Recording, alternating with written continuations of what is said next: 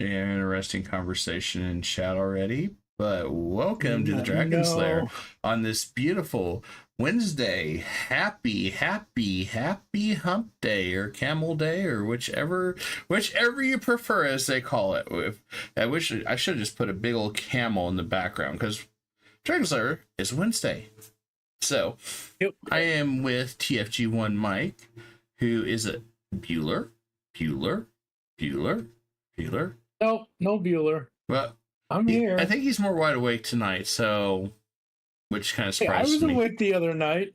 Oh no! Oh yeah, right. You were like, I was awake. I don't know what you're talking about. There's no video evidence of this. Oh, there is. There is. I know. That's the point.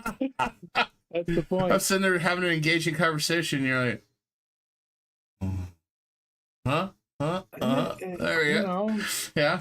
And I'm an old man, Hi, Binksy. Loop was jelly. So we have the Lord of Tentacles, Loop. Jelly.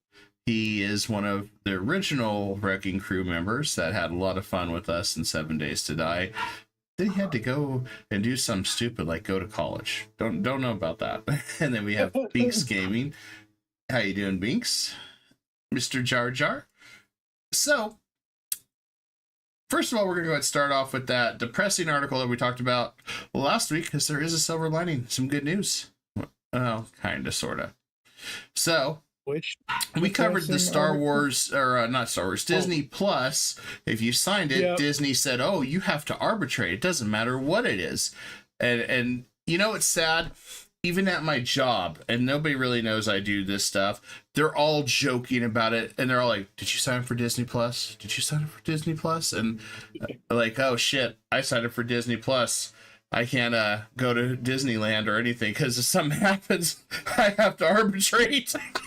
That is so stupid. I said it last week, I'll say it again this week. That is so stupid. Yep, it was really stupid. And the beautiful part about it, Mike. Yeah.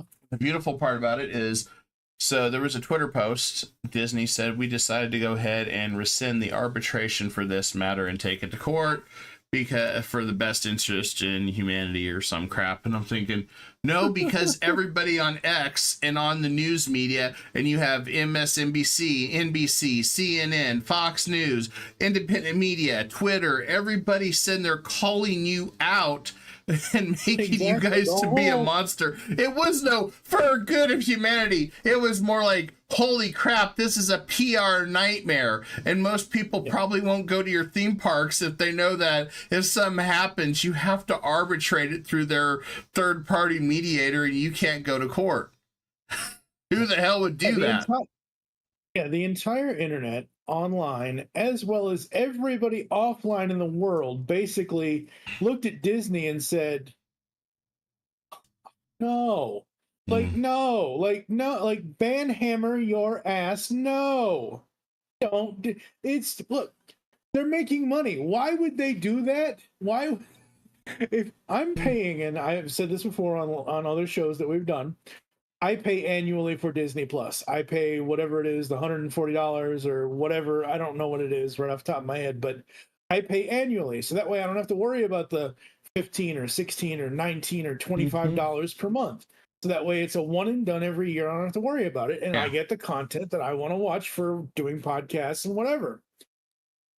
I'm giving that company money on a yearly basis. If I choose, which I would never choose because I don't leave my house, but if I were to choose to take myself and 2 other people or maybe 6 other people to Disney World and we paid for the whole damn thing, that company is getting 2 times the money from me or from us or from however you want to break it. Like, say we broke down the trip where everybody had to pay $75. I'm not saying that's what it would be, but I'm saying like normally you get a large group to go to Disney World, everybody splits.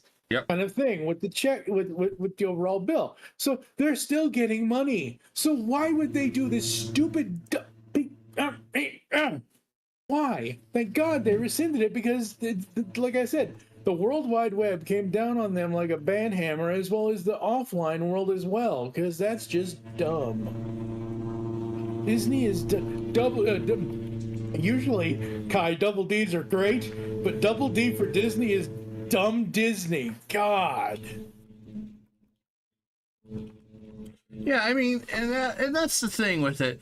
Disney knew they were in trouble, especially because they keep collapsing on all the other stuff. I mean, looking at it, Star Wars Acolyte that cost them $180 million that did not succeed got canceled, so no season 2. So a lot of people are upset because they said, okay, great, you left on cliffhangers, you're not redeeming it. And other people were like, well, we called this. I mean, and on X, you got people raging that it got canceled and blaming it on critics and incels and all that. That's what they're saying. I'm like, what?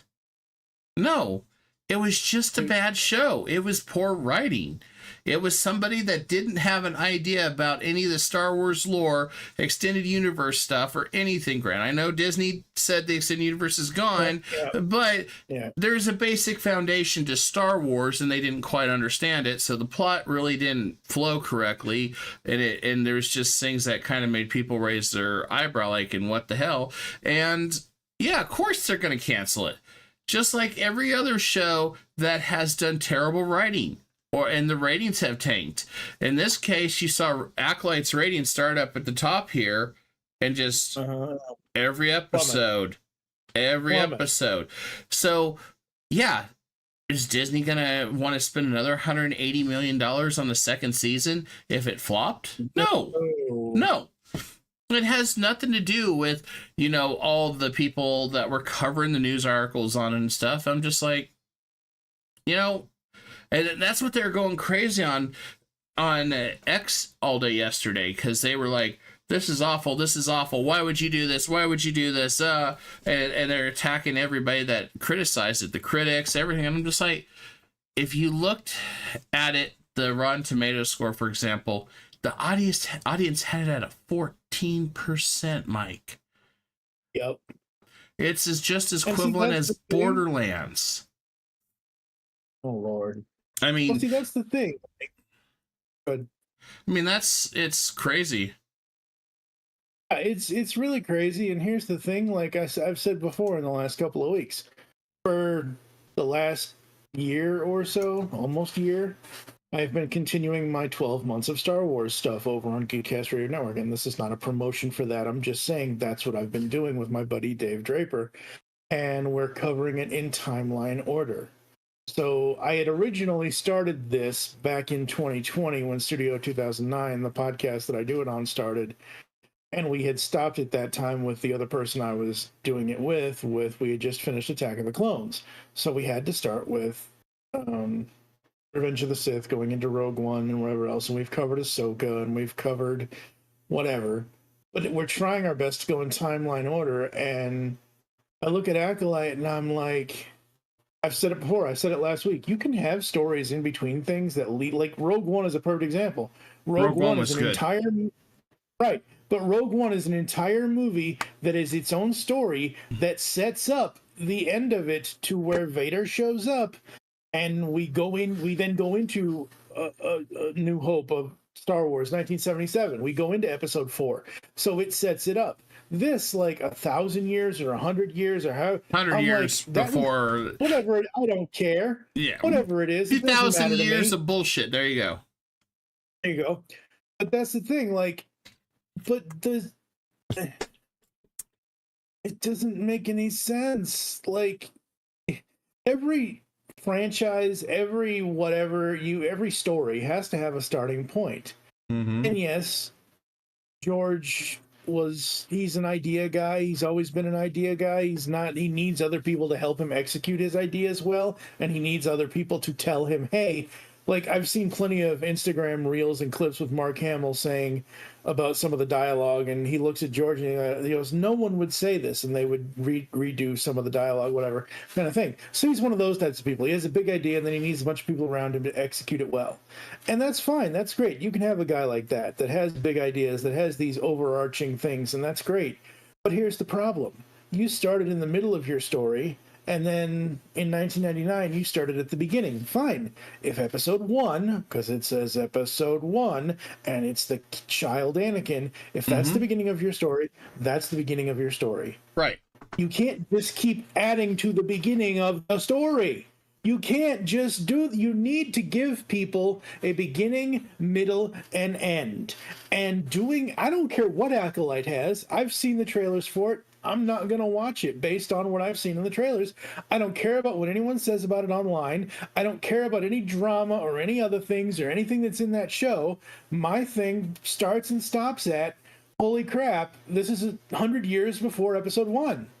Yeah. Like, I don't, with characters that, like, we haven't had, like, look, you go into, like, if you, like, for me, if I was to, which I probably never will, but if I was to ever read the Harry Potter books, those would be brand new characters to me because I've never read them before. And yes, I know there would be character archetypes and things like that because character archetypes and story archetypes have existed for over 1,000 years. Kind of thing since cavemen were doing stories, but this is Star Wars, for crap's sake. Do something that's going to fit into the overall story that you've already told. I say this with, Mando.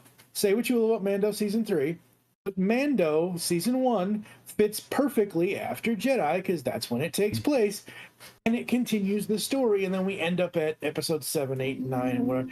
Acolyte, just based on the story alone and the fact that no. I'm glad it's got. I'm like, I almost jumped for joy when I saw that on Instagram. Just wish they would do better. Well, Do better, people. That's just it. A lot of times they don't want to do better. That's Nope. That's the whole theme of it. I'm just move my window over here. And that's the big problem with it all, man, is they don't want to do better and they want to blame the audience. It's just like when a game fails. When a game fails, what the hell's going on here? Keep going. Okay. I was looking at the camera and it was like, what the hell's going on here? It looks like I'm in one corner and I'm not, but I'm looking at the YouTube studio because I'm following chat and I was just like, what the hell? Right. And it's just like, what? So, yeah, it's a matter of giving the people what they want and giving the people what they deserve as a consumer. And unfortunately, the content isn't really consumable at the level that it's at. And that's why Disney has been suffering. That's why Deadpool's grossed $1 billion because it gave the people what they want. And it was no bullshit. Exactly. And that was, it was a good story. It was probably one of the best movies this year. We'll see how Beetlejuice 2 fares, how Sonic 2 or Sonic and Shadow and the Joker, which I think the Joker, since it's going to be a musical. Put Joker in the trash, please. Put Joker in the trash. I'm in agreement with you. Yeah, the fact that it's a musical kind of made me. I don't mind musicals so the way I look at musicals is like The Sound of Music or like plays. Like if I go to see like Rent or something or whatever, like that's the way I look at musicals to me.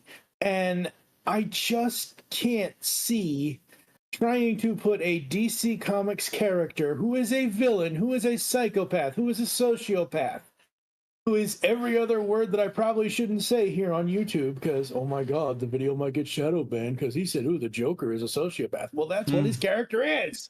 Yeah. And he's a psycho. He's a guy. He's a violent guy. And making it I can't even wrap my head around making it a musical. I didn't see the first one. See, I didn't see the first one. You know somebody named Anderson. Huh? You know somebody named Anderson. Mr. Anderson? No. It's the Why? Matrix. Get an email from somebody that said, nice. I look forward to working with you. That's weird. Sorry, got sidetracked. But if you want to say hello, Anne, from the gardening cooking side, feel free to say hi because I'm live on stream. Hello, everybody. Hello. She was asking me, somebody said they're looking forward to working with her. It's named Mr. Anderson. I'm like, I don't know who the hell that is.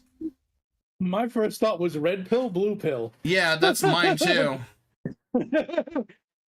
Well then, Mr. Anderson. Yeah.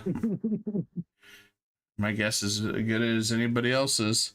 And Bing says, hello, Mama Kai. Yep. She helps a lot in the garden. I couldn't have done it without her. She's been writing a lot of her gardening techniques and stuff down and trying to teach people on that stuff. Another video drops tomorrow on the gardening side. So if you guys are curious, we're trying to go Monday through Friday. A video drops usually around 9 in the morning Eastern time. So that's Kai Dragon Gardening Cooking. So yeah, we're doing a dual channel. One is the gaming news media outlet. We do games and stuff. And then we also have the other one. So you guys get a nice variety. And yep. But yeah, it's crazy how people are going nuts about Acolyte. And then they're saying, well, this is all political. And I'm like, no, it's not. It was just a bad take. And let me fix this here. I forgot to do this. I was busy eating and I kind of forgot to fix this earlier. That's okay. So my apologies to my wonderful audience, because we had Ivan this and Binks and Loop and everybody know. Yeah. Well, yeah. And I'm actually surprised to see Loop in the chat. I am too. Loop never shows up. Yeah, it's like he's like a UFO sighting. Loop has showed up. Yeah. Loop has showed up. So I do have a funny. Can't see it, folks, but he moved the window around. But my shirt actually says Loop from the Chicago radio station. So I'm the new Loop. So this is awful. I wanted to cover this because this is the dumbest. This is the dumbest thing I've seen Twitch do. It's called the knock knock knock. What it is, and let me just increase the size of this as the monitor, because you're not going to believe this. Well, you know what? You probably will. Oh, yeah. So. My suspension of disbelief with stupidity lately is just so this is a new feature on Twitch as of the 19th. Knock knock. Streamers can now collaborate with other Twitch streamers who, without any advanced setup or planning, look for the collaboration icon to find a streamer in your network who's open to collaborating with you and click the knock. A lot of people were trying to disable that, but you can only disable it basically every time you stream. So if you forget about it, some person could knock on it. And what's worse is there's some VTubers, and I cannot confirm this. This is not 100% confirmed that it turns on your webcam on this whole knock knock. So these VTubers had their actual faces exposed on some of them. And I'm like, that is not good. What did you do, Twitch? I disavowed Twitch when the Chaos Queen left Twitch, so oh my god, that's crazy. This feature is stupid. Yeah. And here's the thing. If you're going to collab, you're going to know about it ahead of time. You're going to have them in the waiting room or something. You're not going to sit there and like, hey, Mike, would you go ahead and hit the Twitch collab? I was like, what the hell is going on with this? I saw that and I'm like, how did we get here with this stupidity? Yeah, I don't know how we got here with this stupidity, but that's the thing, like with Instagram, like if I join a live, like it's somebody that I watched, I'm just going to use them as an example, the Pop and Duo or Slapshot Pops. Those are two different YouTube Funko channels, two different YouTube Funko couples that I follow on YouTube and everywhere else. But Instagram allows you to request to join a live video. And I'm sitting here thinking, but if it's their video and they want to say something to their audience, why am I going to, like, it would be different if Slapshot Pops or the Pop and Duo would say, hey, Mike, you want to join us on a live Instagram? But like, if they invited me, that would be one thing. Yeah. But I'm not, like, I don't understand why Instagram or YouTube or Twitch and I don't think YouTube has it, thank God, but Twitch, like, why would you have the knock knock, hey, I'm going to invite myself? Like, that's so arrogant. I try my best not to invite myself places. I mean, I will ask if I can join, and if the answer is yes or no, fine. That's fine with me. I can take a yes or a no, but I'm not just going to hit a button to join somebody immediately. That's just rude. Yeah, it's nuts. And get this, Mike. So they thought this was a great way to get people to network and stuff. It's not, because these big streamers are not going to want to just knock on yours, and they're going to do it to troll people now. Yeah. And it's become a weapon for trolling. And Bing says, Twitch is constantly making stupid decisions. Yeah, that's pretty much it. I mean, Twitch, I mean, this is the famous company that for one day turned it into Pornhub Lite. And I'm like, yeah, that's true. I'm like, what did you do? What is this? This ain't about games. What did you do? I mean, YouTube is more about games at this point than Twitch, even though it's still very difficult to get promoted on YouTube. Either like you're shadow banned, or it just doesn't get pushed out into the aether of the World Wide Web as much as it should.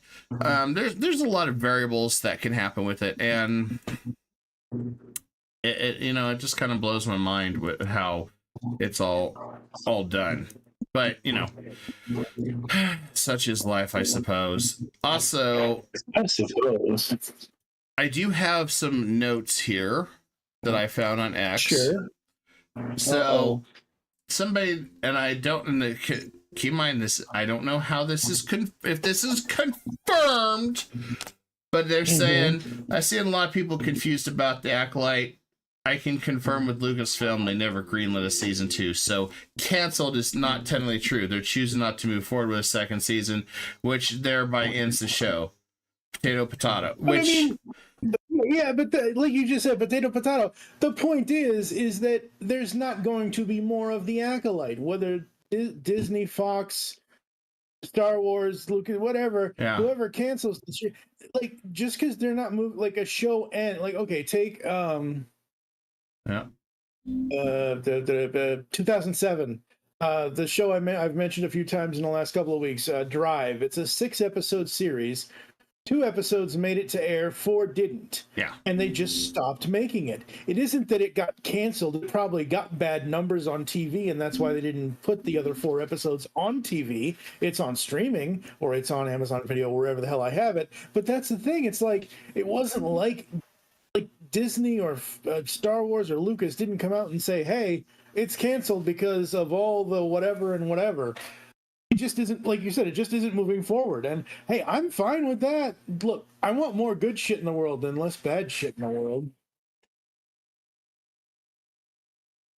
Yeah, I mean, and it's crazy just how things are when it comes to that regards. And, everybody gets all upset, and I'm just thinking to myself, there's no reason to get upset. And I don't know. There's nothing you can do to redeem it at this point.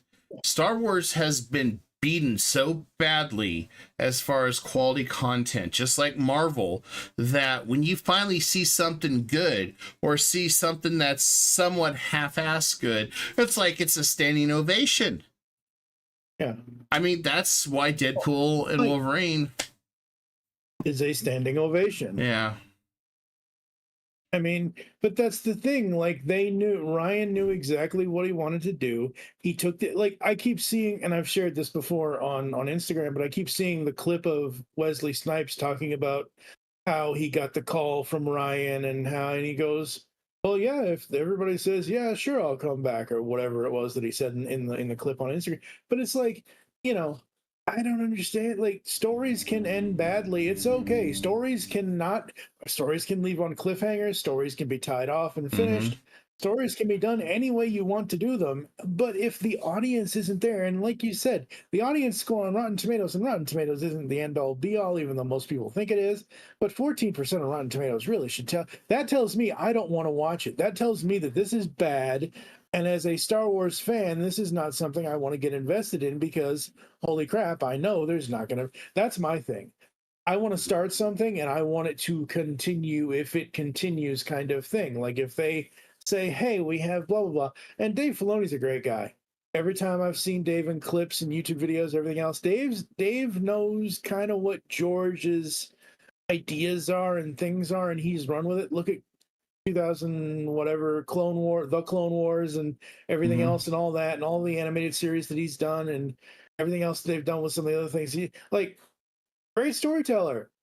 Put him in charge. Fine, that's awesome. But I don't know, man. I don't even think Star Wars needs to be redeemed. I think we've said this before. I think it just needs to be reset. Yeah, it really does. I've said this before too. I have never been, and I still am not the biggest fan of Boba Fett as far as the character goes. However, My head when hurts. the Mando showed up, why? Because I mentioned Boba Fett? No, I was just What pulling up the happened now? news article and I just saw something. What'd you say? Breaking news on Dexerto. Lord. Chick-fil-A is the latest major company that is going to break into streaming with their own originals content. Apparently, like Lyft and Airbnb. So Steve posted this in Gaming News Media earlier. So basically, what it is somebody commented on the post on Facebook or wherever it is. I work part-time at a location in Maryland, and I can confirm they had already got their venture started with this animated holiday season collection of shorts. That's what it is. An animated... oh, my brain. I was born brain damaged, folks. I can't take any more brain damage from the geek community right now. And my reply to Steve was, "Oh hell, may this thing fry in hell." Oh God. I used every religious thing I could use because Chick-fil-A is super religious and blah blah blah and whatever. I will never eat there. I will never pay any attention to any streaming service. To me, Chick-fil-A is just overpriced chicken. It's overpriced bullshit. I mean, I don't understand the popularity of it. I don't understand what makes it, but it's crazy. And Ivan says there's a scene too from my beloved Firefly show, and you don't see me and other fans crying about it. He calls it. It's very true, Ivan. Ivan calls it the woke light people. Dang it, Ivan. Are just crying and whining about it. And Bing says, sad to say, they should just give it back to George. George is not going to take it back. And as far as Ivan, I don't even think it was just bad writing. There's people that thought it was good. I talked to a few people that said this is a masterpiece, and I'm like, are we watching the same stuff we're watching? What is a masterpiece defined to you? And I'm like, the writing just wasn't there. It just was so complicated. Yeah, exactly. And Bing thinks George should get it back, which he's not going to get it back. Give that up. George thinks George is 80 years old. George is beyond retirement at this point. I think if he, like I said earlier in the show tonight, if he has an idea, he will take it to them and say, hey, I have this idea. Can you guys run with it? Because that's all he is. He's an idea factory. He can put stuff together. He can make a story good. But all this other stuff that he does with it, it needs to be... It's kind of like when your teacher asks you for a 5,000 word essay and you give her 6,000, and technically 4,000 words need to be trimmed out of that 6,000 words. It's that kind of stuff. And like I said a second ago, George is 80 years old. Let the man rest. He doesn't need to. If he wants to come back, fine. But he sold his. Yeah. I don't know, man. Yeah. Star Wars. Interesting. I don't know. Mom's been ordering seeds, so this is what they've been coming in. Some of them are interesting little packets, different name brands and stuff. But she's been getting these from Amazon. This looks so cryptic to me. I'm like, what is really in here? This don't look like seeds to me. That could be things that aren't supposed to be. Yeah. That could be little blue pills. You don't know. Well, and thing is, depending on where the seeds come from on Amazon, if it's coming from out of the country, once it goes through the customs, they're going to run it through radiation, and all those seeds are going to be dead anyway. So Yeah. that's because they're preventing invasive species. So, and Bing says, I know he won't take it back, but they've drove Star Wars in the ground. Here's my thing. Let Star Wars and even Marvel to an extent go. Just let it go. Give it up. You've rammed to the ground. Marvel has no. I think Marvel is on the upswing. I think they are going to turn the ship around with Phase 5 because they're having the big characters, the big moments come back. Not necessarily RDJ specifically, but they're doing bigger things. They're not trying to push new. And again, I don't mind new things, but I don't want to get it. Like, I'll say the Eternals. I haven't seen it. I don't want to watch it because I don't want to then get myself attached to it to say, hey, I want more of this, and I may not get more of it, kind of thing. But I think with Phase 5 and Phase 6, I think they are turning it around. I'm still very stoked for What If Season 3. I can't wait for that. It's going to be a really good episode with Bucky and Falcon, maybe? I forget who's in that one. But anyway, Yeah. I think Marvel can turn the ship. They can do that. Star Wars, I don't know. I just don't know. Yeah, I just don't know either. So I have another one here I'm going to cover. So Sure. these numbers are kind of fairly accurate. Then this person wrote, people don't want single player games. Hogwarts Legacy had 880,000 concurrent. Elden Ring had 953,000 concurrent. Cyberpunk had 1 million. Black Myth Wukong, which is a new one, count at 1.7 and rising. I saw at one point it peaked at 2.2 million. Even Palworld's development team congratulated them because they got surpassed by them and said congratulations on it. So the thing about this is there's a story about Wukong. It is a company in China that built this one and made it. And there was a lot of talks about, they were hassled by trying to change things up for the usual selling points that we're not going to discuss really because I don't want to, because with the way everything's being censored on YouTube, I don't really want to go down that path. But anyway, so after being told pay us money or we're going to go through a media campaign, they've went through it and they told them go F yourselves and continue to make their game and kept doing their product. IGN wrote nasty pieces about it. A lot of people wrote nasty pieces about it, trying to discredit the game. And 2.2 million people are playing it. I think right now it was around 2 million. And it's a Dark Souls with Chinese lore about the Monkey King. And so as someone who comes from the single player generation, most of the time I prefer single player games. So I'm currently looking for some cool single player games kind of thing. The only thing I can think of off the top of my head right now is Funko Fusion that's coming out next month because that's going to be awesome. You would be able to play it because it's an Elden Ring, Dark Souls type. But I watched a little bit of it. It looks cool. I mean, and it looks like it's a pretty solid game. And there were several articles today, including Clownfish had one where the title was "Woke is gone."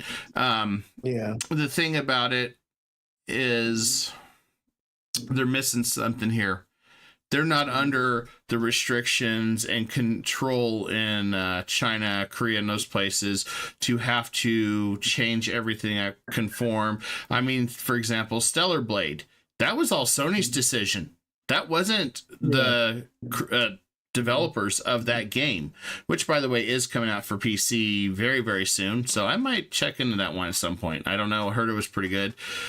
But they have more creative freedom right now without getting hassled, controlled, and, being threatened with, media being hassled if they don't, hire these consultant groups. I mean, there's a lot of things that go behind the scenes on this that hurt, in general, hurt gaming development in the West, because where everybody's so scared nowadays to be bold and brave and do something right because they're worried they're going to piss off the cancel mob.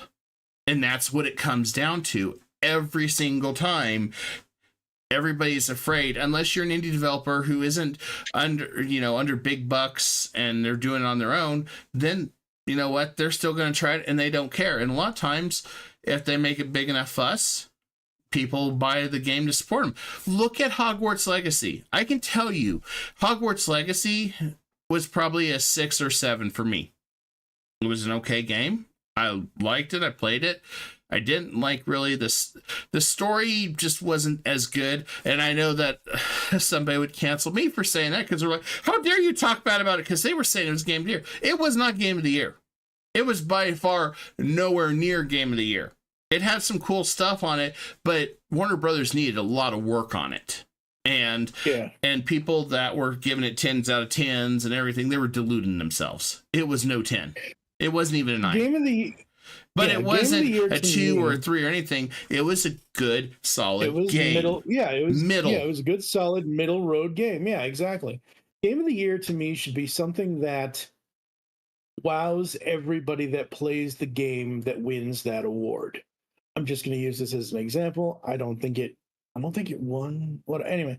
Any of the Spider-Man games that they've been doing with Insomniac, any of the Marvel Spider-Man, Spider-Man 2, Miles Morales, all that.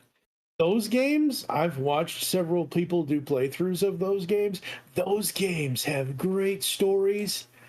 They talk about that they do things in those games without like poking you in your eyeball and saying you need to do this or you need to do that or blah blah blah. You need to be on this side or that side or straddle the fence and be in the middle or whatever. They don't do that. It's the world of Marvel. It's the world of Spider-Man. You have Peter Parker. You have Miles Morales. You have 2 different stories merging into one game, and they end up with all these villains and all this cool stuff. Like, that should be a Game of the Year type to me. Yeah, I mean, Baldur's Gate 3 was a Game of the Year. Why? Versatile. Lots of endings. There was something for everybody. It doesn't mean that it's not going to be Game of the Year just because of the quote-unquote, oh, well, it's turn-based or not. Elden Ring won Game of the Year, and it wasn't my cup of tea.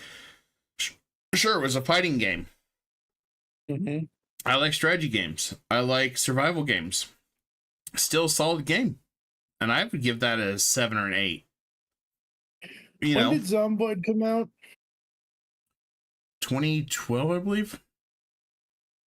Project Zomboid came out in 2012. Sorry. Really? Man. I can tell you right now. With the way that you all play Project Zomboid, I think that should be Game of the Year this year. That game is like, and I'm not the biggest. They got so much work fan. to do, brother, on it. It's just not good. 2013. Oh. So it's been out 11 years. It's been about as old as 7 Days to Die. Wow. Let me see. When did it come out? I didn't realize that. I thought it was... Wow. Oh, well, they got rid of crazy. the original release date. Now it says 2024. I'd have to dive and try to... Oh, early access was 2013. Found it. So, same thing. And you're right, Ivan. Depending on how things were back in the early 2000s, yeah, everything would be scrutinized. Everybody be afraid of being bold and being innovative because they're worried about X being canceled or being harassed online or having news media hassle them. There's a lot of problems with the whole packaging on things. But if you got an indie developer with nothing to lose, I've seen some of those developers basically say, go F yourself. They don't care. And you know what? They still released a good game. Yep. And that's at the end of the day what people want. They don't want to sit there and play politics. They don't want to sit there and deal with all the stupid stuff on X or IGN. They want a game they can sink their teeth into play, have fun, forget about the stresses of the world, because I'll be honest with you, I am exhausted in politics, Mike. I am tired of hearing about this election this year. I'm tired about everything. I just want to relax because I still work 8 to 10 hours a day doing my normal day job. Then I'm coming home and working, 6-7 hours on YouTube. I don't want politics. I agree. I don't want stuff shoved in my face. Yeah. Games have politics in it, but it's subtlety. Yeah. It's subtlety, like the evil empire or whatever. Mm-hmm. Yes, you can portray that any way you want. You can take that any way you want. But when you're trying to shove everything in your face, it's like, no. And that's what they failed in some of those movies. Like, I think it was Wonder Woman 1984 or something like that. They tried to basically make the villain there Trump. And I'm like, no, just stop, guys. Come on. Yeah, no, don't, and stop. It's like leave politics out of this. You can still have an egotistical rich millionaire guy that thinks he rules the world and have a good thing. You don't have to try to basically make him, act or look like, a politician. That's the problem with this stuff. So people get tired of it. I just want to, when I come home, I want to play something. I want to immerse myself in the world. I want to form a rebellion to fight against the evil empires. I want to survive in the woods. I want to run away from zombies. I want to relive history as playing as Oda Nobunaga and conquering Japan. I want to relive that stuff. I don't care about all the others. And that's what most gamers care about, is de-stressifying, relax, having fun. Borderlands 2, another fantastic game. Probably one of the best out of the Borderlands series.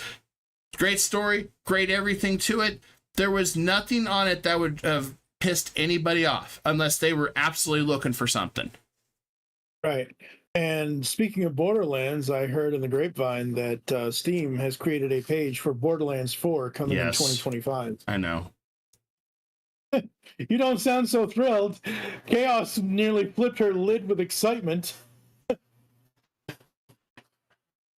Uh-oh. What's that face? Come on, man. What? What? Yes. So, okay, Borderlands 4 is coming out on the heels of their failed movie. And Borderlands 3 was nowhere near as good a story as Borderlands 2. Borderlands 3 for story just was a hot dumpster fire. I mean, I don't know who wrote the script, but it was probably just as fantastic as Borderlands the movie. Borderlands 2 had everything that you could think of to make it great. That's the one game that I would sit there and say, hey, let's get 4 of us together and let's go play Borderlands 2 from start to finish, because also Tiny Tina was freaking amazing in that. Tiny Tina's magical castle or D&D thing. Wonderland. Yeah. Yep. That stuff was fun. That stuff was good. I mean, and maybe probably Borderlands 4 was the wrong time, in my opinion, to release it after their movie flopped royally. I think the timing on the announcement was bad. I don't know, because none of us know. None of us have. I don't think a trailer is out yet. I could be wrong. So if I'm wrong, chat, let me know if I'm wrong. That's but if none of us have seen it, but it's wrong. And like, they made the announcement at the same time as their movie was failing, and I think that's why they made the announcement. The movie failed. They needed something to get the fans staying with the Borderlands brand, and they announced the 4th game, but it's not coming until next year. Safka hit it nail on the head. I'd give you a fist bump on that, Safka. Gearbox hit rock bottom with Borderlands 3 with the exception of the gameplay. If there was an option to skip the Calypso cutscenes, I think a lot of people would have a slightly approved opinion. Yes, if you could have sat there and skipped all the cutscenes on Borderlands 3, basically people just played for the mechanics. The mechanics was fine. It was the story, which goes back to what we're talking about. Story still drives the game. You can have the best mechanics, but if your story is horseshit, sorry, it's not going to fly.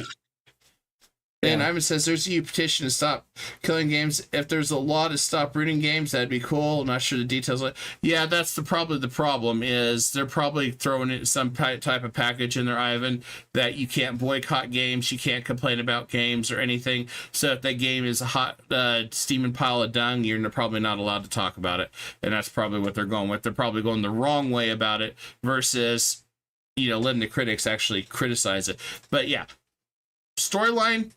Borderlands 2 was fantastic. The mechanics at that time was fantastic. Borderlands 3 had some great mechanics to it. But I'll be honest with you, I was bored with the story. I'm like, okay. Okay. And the characters were just not interesting. It wasn't fun. Wasn't anything. And I'm just sitting there like, okay. My biggest takeaway from Borderlands 2 and 3, because those are the only two I've seen because I've seen Chaos play them, is that Claptrap needs his own game. That's what I want. I want a Tiny Tina's version of whatever Claptrap can do.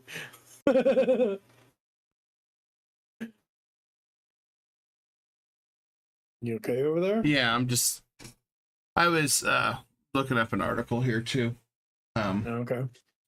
Trying to find that other one that I was going to talk about, but I lost that. How'd you lose it? Hit the wrong button because it was up on my Twitter, and I hit the wrong button. I'm like, what the hell? I hate when that happens. And so I'm trying to find. Yeah, it was about YouTube because we're going to change gears a little bit here too. Okay. Where the hell was it? If you're watching, please like, comment, and subscribe on the replay. Sorry, today was a long day, and yesterday I got home late from the work dinner thing. So, okay, here we go. I found it. Hopefully this. Okay, it's not gonna be anything to get me in trouble. All right, YouTube is launching community notes, just like X. Oh, yes. Yeah. So now when you do a video, without being able to refute it, somebody can sit there and do a community note. And if you say, so for example, they have 15 XDNLs you should know about, they're going to sit there and somebody could write, well, no, not exactly. There's 15 tortoises that are extinct are not really extinct. They evolved into other species. So, or something. But somebody asked me how I felt about this, and I said, it's a bad idea. I see it sometimes on X for good or bad, but I see people hit community notes and they do it to be malicious, not always to fact check. So say we're sitting here talking about something and we have all our sources. Somebody during the show could write, well, TFG1 Mike was wrong and he also smells like poop and all this, and write that on the community note. And I have no control on it. See that? Okay, community notes is a good idea to have the community engage with us, but that right there is why it's a bad idea. Is because it's Wikipedia, X, and everything all over again. Well, Wikipedia, yeah, but like I don't know, whatever. I don't even care. Whatever. But yeah, but it's that type of thing. Like as a YouTube creator, as someone who does you basically do YouTube 7 days a week, even though we only do whatever. But yeah, you know what I mean? Like I do 7 days a week. And so like what's annoying is we have a bunch of gardening stuff we're doing. Somebody just says, well, you guys were wrong about this trick and all this. And I don't really want that crap on my YouTube. No, you want to be like, it's like how they in the YouTube studio they have under the comments, like, would you like basic moderation or would you like more advanced moderation? Would you like every comment to be held? Yeah.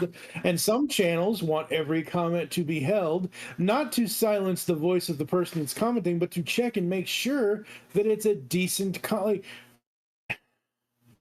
I've said this before, and I know I repeat myself a lot. There are just some things you don't do and do not say in this world. There are just some things you just need to keep to yourself. Yeah. If you can't, like our parents taught us, and our grandparents taught them, and if you can't say something nice, don't say nothing at all. And I'm not saying that to say you can't have a negative opinion. If I say, "Oh God, Kai's whatever, CK3 games put me to sleep. Oh, it's the worst." Yeah. Like, I mean, that's not technically constructive criticism, but if I wrote something that was constructive criticism, saying why I didn't like a video that you did, that would be different. Whereas you can't just like, yeah, that's why this needs to be moderated. This does not. And guess what they're going to have? The people that cover your ears, Mike. The people that are still living in mom and dad's basement and have nothing better to do, and their spare time are the ones that are probably going to be sitting there being these moderators and be oblivious to reality in the world. And here we go again, just like X and Wikipedia and everything again. And I'm like, no, just no. If I have a toggle to disable that feature, you bet your ass I'm doing it, because it's pointless. Yep. It's a bad Samuel idea. says, if you can't say something nice, then there's a career opportunity for you on the internet. Yeah, absolutely. There is tons of them. There's channels dedicated for rage against the machine. And I'm like, I just want to talk about games and have fun and entertain and talk about this. I'm like, what the hell? I mean, yes, our we do talk about the good, the bad, the ugly on the Dragon's Lair, but you know, you wouldn't have it any other way. Especially when, you know, the Orcosaurus joins us on DGen and Greenstream, and Mike's the special guest on that one. Yeah. Yeah. That gets out of hand. It gets out of hand very quickly with Orc. I love that guy. He is great on that. Yeah, Orc is awesome. But that's the thing with it is, you know, it's not going to be conducive to a better community. Just like I don't think Community Notes is worth a damn on X. I don't think Community Notes is worth a damn on Wikipedia. I don't think any of that does well, because there's always going to be a bad actor that is going to use it to troll, to harass, or discredit somebody. Yes, you can confront them, but you know what? I'd like to have a name and face with your one that you're confronting. Not some mystery voice that you're never going to find out who it was or anything, because you should have the right to face your accuser.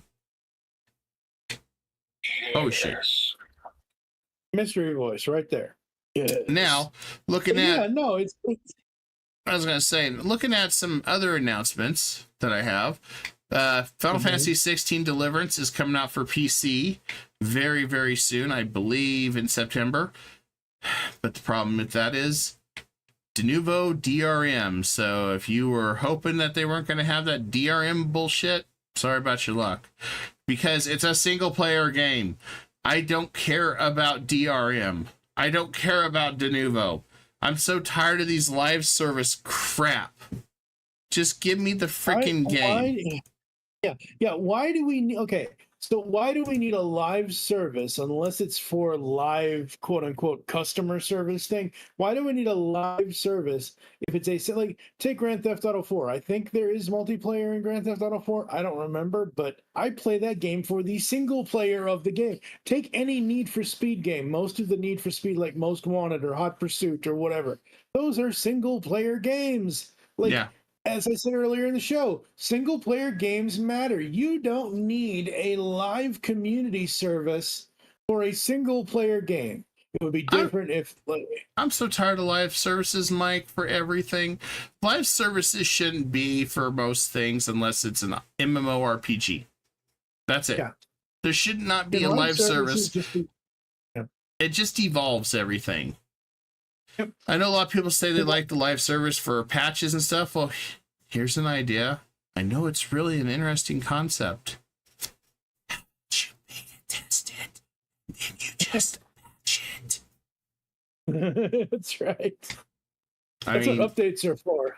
I mean, Steam allows you to update. Now, of course, if you're doing console, you can't update it all the time because it's set in stone and it costs a lot of money to update to Sony and Xbox.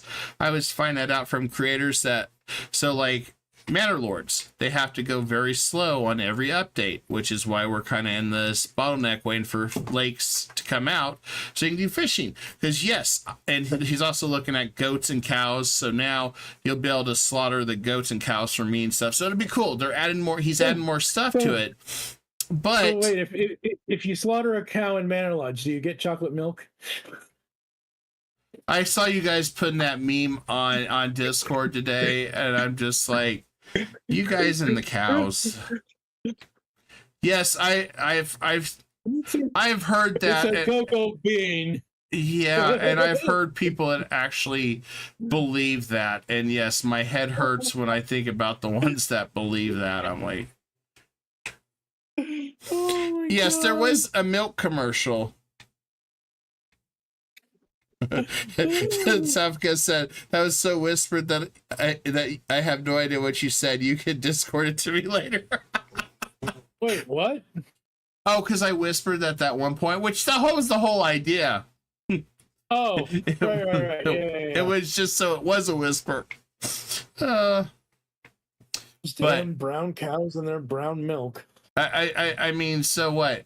The pink cows, do they give strawberry milk? Yes. Mm.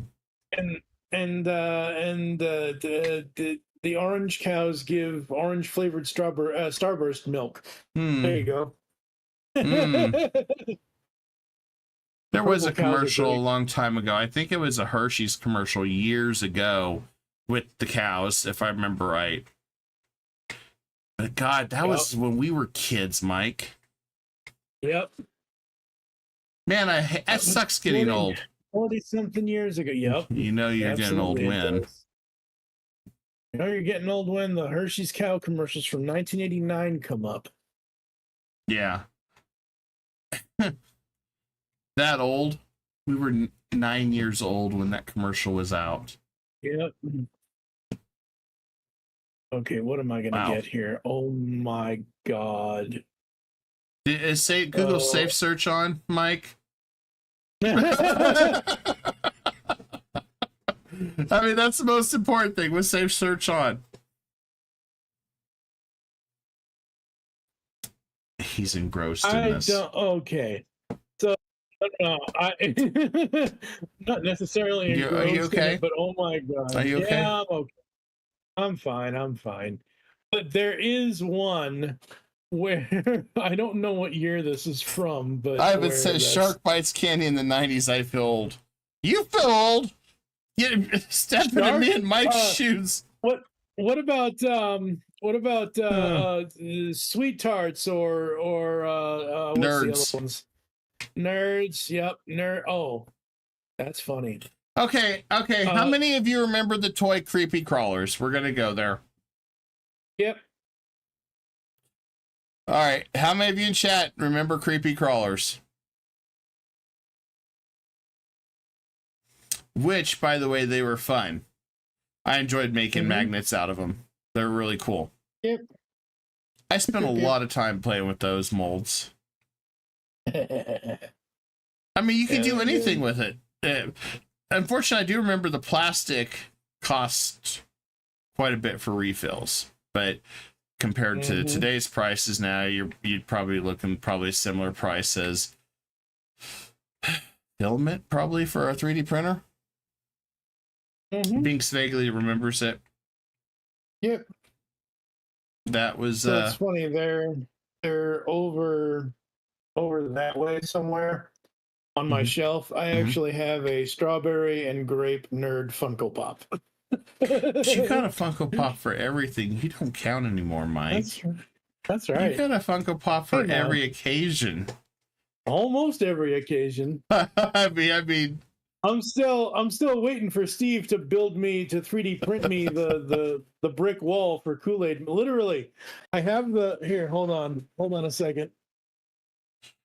Instead of sending Steve the whole box, I sent him my Kool-Aid Man Funko Pop so he could 3D print me the brick wall so I can have that as a display piece.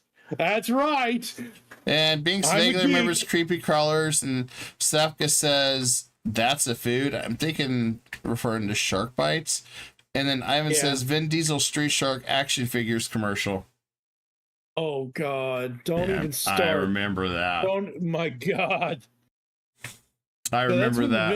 That was right before Vin kind of got super popular with all the stuff he did. Wow, I can't talk anymore. God damn it. What else we got? What else you want to talk about? What else do we want to talk about?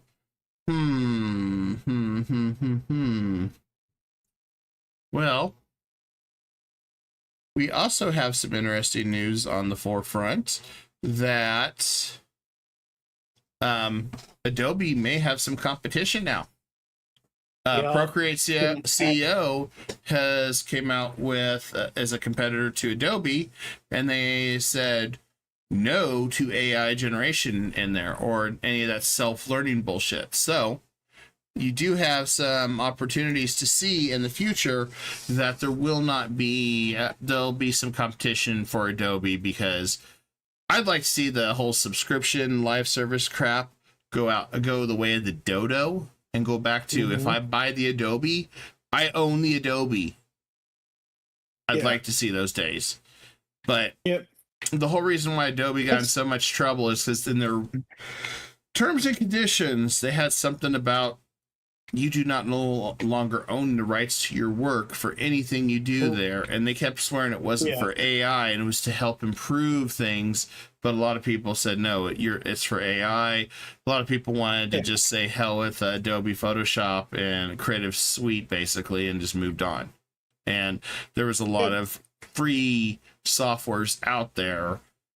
And there's also like DaVinci and some other stuff out there for web editing and stuff like that. For photos, I think GIMP is an old-time photo editor thing. Hell, you can use Paint 3D in Windows. I use Paint.net for my thumbnails, and and Safka says I already consider Aseprite superior to Photoshop. Ivan says Adobe become a rent thing and not owning it. Steph says you'd like to see subscription models on the dinner plate. No, I don't want it on the dinner plate. I don't want it. I want subscription plans to go bye-bye. They fade out of existence and go back to the old days where you bought the program and sure, they gave you updates, and then maybe 2-3 years later, they sold you a whole brand new Adobe update that had a complete revision on it for a nominal fee if you already owned it. That was way better and back in the day than saying, oh, we're going to go with $20 a month or $90 a month, and you get some updates when we feel like it. But, oh, by the way, you are now adherent to our terms and services. Because the problem with all these subscriptions, and we're going to go back to Disney on this, you become subservient to whoever you sign those contracts for. So they say, oh, well, we own the work, not you, even though it's your work and everything. Or they say, oh, you can't sue us in court because arbitration. I mean, that's the problem with these subscription-based problems that we're having here. And I call them problems, not programs, not anything that we call it. It's problems. It takes away your ability to choose to live your life and have liberties on a lot of these things, because the corporations unfortunately now want to rule you like kings too. Like, look, I have the Google Pixel 7 Pro, and this is supposed to get 7 years of updates, is what Google is promising. That's great. I don't have, I'm not a person that upgrades my phone every year. I know there are some people that do that in general because they want the next new thing, and that's fine. For me, I don't need the next new thing because I want to see what the next new thing is, and if I actually want it, I'll get it probably 2 or 3 years later. I don't need it right away, kind of thing. And I was like I just got this one because my other one went blah blah blah, and I liked the other one. I had the Google Pixel 6 Pro since 2021 when it first launched. I loved that phone. That was a great phone, and they still offered 7 years of updates. But I basically, like, yeah, I was on a 2-year plan with Xfinity, but I eventually paid that off and I owned it outright. Luckily, with the insurance, I own this outright. I'm not paying anything on this anymore or whatever, because whatever. But it's like, yeah, software needs to be purchased and done. Like you said a second ago, like if they do an update a couple of years from now, or if they want you to say, hey, here's new, like you just said, new software, completely whatever, fine. Upgrade if you need to, but if you don't need to, you don't need to. That was the whole point of buying back in the day, 10 years ago, 15 years ago, hell, 25 years ago in 1999. That was the whole point of buying a software suite, is that you bought it to own it. Yeah. Like you said earlier, right now we live in a world of renting. And I don't want to rent you know my what? software. That's all going to come home to roost, Mike, because inflation's going to keep going. Prices are going to get worse and stuff. And guess what? People are going to cut the cord. They're going to cut the cord in software. They're going to cut the cord anywhere and everywhere they can. If Toyota or Hyundai or Chevy or Ford say, we're going to turn all these into subscription services for your car, people are just going to say, no, piss off. And Salka says, Dodo went the way of dinner. Yeah, I know everybody ate the dodo, but still, it went extinct. Yeah, and it's just crazy, man. It's just nuts. And it's milking your customers dry in a time everything's inflation, from your food, your gas prices, your power for your house to get to work, everything you can think of. Think of this. You literally have so many subscriptions today as just even a renter, a homeowner. You have to have insurance, so you may as well consider that a subscription. If you don't have, if you want to watch TV or hear the news, you're either going to have a subscription service or you're going to have cable TV, or you're going to have the internet, which sometimes you can find stuff for free. Sometimes you're going to have to subscribe down to that. I mean, everywhere you go now is some form or another, somebody is trying to take money from you before you even get out the door. Yep. Except at the Geekcast Radio Network, we will never take your money. You can go on to geekcastradio.com right now. Well, if you don't want to give TFG1 and Geekcast Radio money, I'll take money. Give him the money? Right. No, give me the money. Money talks or I walk. You better start paying me for this video service. You can't see me. Here you go. Here, see ya. See you later. Audio only. No, I just remember I saw this guy that recorded this Anna Kasparian. She did on the Young Turks. She says, "Give you the money? No, give me the money." That's where I got that from. Yeah, it's hilarious. It's crazy. It's just how things on the internet form. Other than that, Twitter doing their usual asshattery. We had quite a bit of different news topics, but we went through them kind of fast tonight, just because. On the other side, it's a slow news week, and I'm also kind of thankful for slow news week.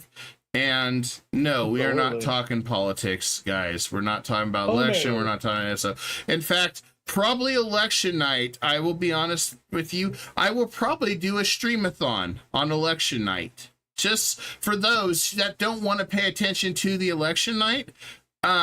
Maybe I'll have some guests come on. We'll talk about stuff. I'll come up with something nice for it. I have an idea. Of course, I don't think this is going to fly, but I have an idea. What? Like I mentioned earlier in the show, if you want to, it's the same type of game as what everybody else has been playing. That Funko Fusion game that's coming out next month, we do that on election night. Could. I mean, we'll come up with something. I think I was thinking about it. I was like, thought about giving me a top hat and says, Uncle Kai wants you to hang out with us. Uncle Kai wants you. That's right. You know what's crazy? There is an Uncle Sam Funko Pop. Yeah, I've seen that one. Yeah. And this guy knows everything about Funko Pops. So Yeah, that is Not the plan. everything. Is probably do something on election night for those that don't want to pay attention to politics and just have fun with us. Well, we'll have fun.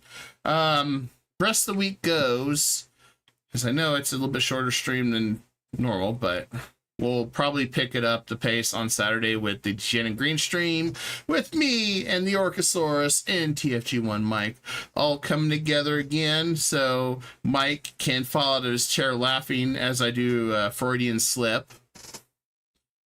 Which he'll never let me. He will never let me live that one down. Yeah. So now I've got to resurrect his soundbite somewhere. I'm not using it. I just made a clip of it. I haven't even advertised it. I like Savika's approach. Savika says Borderlands 2 seems appropriate for the absolute shootout that is an election. Jesus. We'll think about that. I don't think. When is Grand Theft Auto 6 supposed to come out? Not till next year. That would be oh, damn. But, I was going to say, that would be perfect for election night. Grand Theft Auto 6. Yeah. Yeah, I'm sure we'll find something. But tomorrow will not be a stream. So I'm going to be relaxing, going out with family tomorrow night. Friday, we will have Project Zomboid. Saturday, DJ and a Green stream and Project Zomboid again. Sunday, we will have a stream. It'll be a fun stream. Cool. But, provided I get enough time, tomorrow evening, hopefully by tomorrow evening, I'm testing some waters out for a new show called Behind the Dragon. The Man Behind the Dragon. So, that's me just talking about life, talking about my goals, aspirations, talking about things like that. Just for those that want to get to know me outside, you know, granted I am being my authentic self, but this is kind of outside the realms of game news, all that. I'm also trying to work on some rebranding here to work more on reviews as well for games once a week and some other stuff. Trying to set up a schedule that videos will start coming on this channel again too. So if not, you know, just matter of getting the cadence down and getting everything going to the point that it should be fine. If you got any questions, suggestions for videos you want to see or whatever, I'm more than happy to look at it, consider it, think about it. Anyway, I appreciate each and every one of you tonight. Appreciate Mike for coming out late. Absolutely. It has been a very long week, so I can't wait till Friday, guys. I am beat. It's been a very long week. Stop the presses. Holy crap. Steve Megatron has joined the show right at the end. Say hello, sir. Oh. Wow. Was not expecting this. Hi, Steve. No, I wasn't expecting it either. I decided to leave the event. Because, well, it was over anyway. I packed up. There was a ton of wind and people were just leaving, so I was like, yeah, it's probably time to go. Sounds about right. Yes, folks, you can I will if everyone on YouTube who isn't already in Kai's Discord server, I think Steve already put the link in there, but I will put the link into his interview that he did about podcasting with youth and talking about 15 years of Geekcast Radio and all that good stuff. He's done some great stuff out there in the great state of Colorado, and we are not stopping at the Geekcast Radio Network. We are just picking up steam. Oh, yeah. Yeah. 15 years is still going. Better have a lot of coffee. Keep that steam going. Nah, I don't have coffee. I had a nice vacation. Oh. Yep. You're going to have to share about it sometime, Steve. Yep, for sure. Yeah, we just we ran out of fun content. And then he showed so we get fun content. That's right. Slow news week. Yep. Very slow. All right. Well, unfortunately, I don't have a lot. We're going to try to get Steve on during a normal, regular scheduled time for a couple hours so we can really have some fun topics to talk about. We'll figure it out. We always do. Yep, we do. Yep. All right, gang. Well, this is Kai Dragon Media, TFG1 Mike, and Steve Megatron signing out.